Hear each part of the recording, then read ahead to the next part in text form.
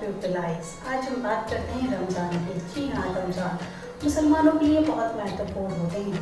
اس میں 3 اشرے ہوتے ہیں، پہلا اشرا، دوسرا اشرا اور تیسرا اشرا. پہلا اشرا رمضان کے پہلے روزے سے لے کے 10ویں روزے تک ہوتا ہے، اور دوسرا اشرا 11ویں روزے سے لے کر 20ویں روزے تک ہوتا ہے. اسی طرح تیسرا اشرا 21ویں روزے سے لے کر 30ویں روزے تک ہوتا ہے.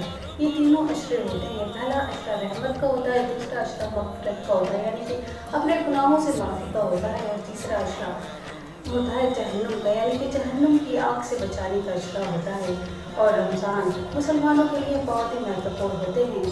روزے 30 دنوں کے ہوتے ہیں، اور 30 دنوں کے روزوں کے بعد میں عید الفطر منائی جاتی ہے. تو آپ کو ہماری یہ جانکاری کیسی لگی، ضرور شیئر کیجیے گا. رمضان کے مہینے کو 3 اشروں میں بانٹا گیا ہے. پہلے 10 دن کو پہلا اشرا کہتے ہیں جو رحمت کا ہے. دوسرا اشرا اگلے 10 دن کو کہتے ہیں جو مغفرت کا ہے، اور تیسرا اشرا آخری 10 دن کو کہا جاتا ہے جو جہنم سے آزادی کا ہے. لیکن اگر کوئی شخص سحری کے وقت روزے کی نیت کرے اور سو جائے، پھر نیند مغرب کے بعد کھلے تو اس کا روزہ مانا جائے گا. یہ روزہ صحیح ہے. کوئی روزے دار روزے کی حالت میں غلطی سے کچھ کھا پی لے تو اس کا روزہ نہیں ٹوٹتا ہے. اگر کسی لذیذ کھانے کی خواہش سے منہ میں پانی آ جائے تو اس پانی کو نکلنے سے روزہ نہیں ٹوٹتا ہے.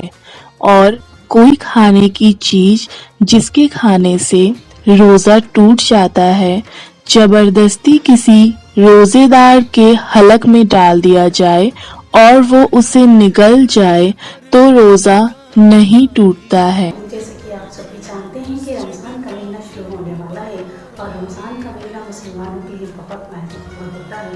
رمضان کے مہینے میں 3 اشر ہوتے ہیں، پہلا، دوسرا اور تیسرا. ان اشروں کو 3 حصوں میں بانٹا جاتا ہے. پہلا اشرا پہلے 10 دن کے اشروں کو کہتے ہیں، اور دوسرا اشرا 11ویں دن سے 20ویں دن تک ہوتا ہے، یعنی کہ 20ویں رمضان تک. اور تیسرا اشرا 21ویں دن سے باقی کے جو 30 روزے تک ہوتا ہے، 30ویں دن تک. اس طرح تینوں اشرے ہوتے ہیں.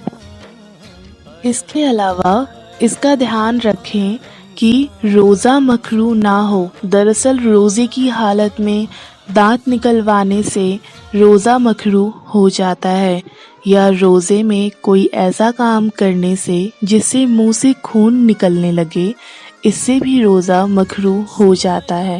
اگر روزے کی حالت میں پوری طرح سے گیلے کپڑے پہن رکھے ہیں تو آپ کا روزہ مکروہ ہو سکتا ہے.